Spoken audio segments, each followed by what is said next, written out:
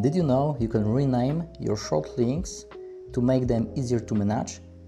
Let me show you how to change the link title in Catly. Open your Catly dashboard and find the short link you want to rename. Click the Manage Title icon next to the link. Here you can enter a custom title for your link. For example, my new YouTube video. Click Save. Now you can see that the link title has been updated here in the dashboard. It does not change the short link or the destination URL.